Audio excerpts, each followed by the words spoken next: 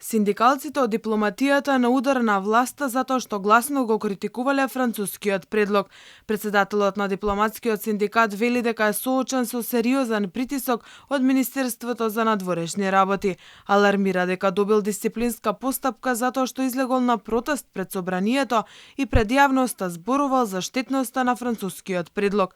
Зоран Дабич реагира дека не учествувал во насилни протести и бара заштита на неговите права за слободно изразување и говор кои се загарантирани со устав. Во изјава за Алфа тој вели дека е мета на притисок и заради неговите јасно изнесени ставови за работењето на министерот Бујар Османи. Не збори многу добро за министер кога мора да најде луѓе во министерство да поднесат предлог против свој колега. Треба да се одважат, самите да кажат, да истапат и ако треба да обвинат, ако сметаат дека има зашто. Овдека ни криви ни должни, сега мои колеги ќе треба ставени меѓу два огна, меѓу колегијалната професионалност и наредбата на министерот, ќе треба да се потат.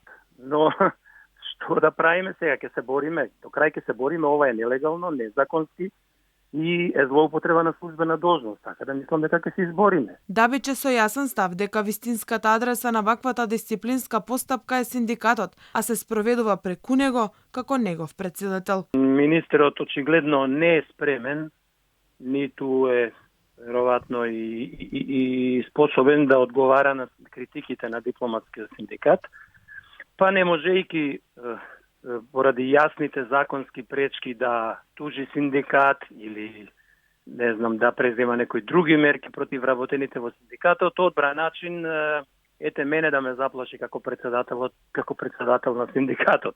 За притисоците Дабич побара поддршка од македонската јавност во повеќе преку социјалните мрежи. Седницата за негово санкционирање е закажана за 1 август.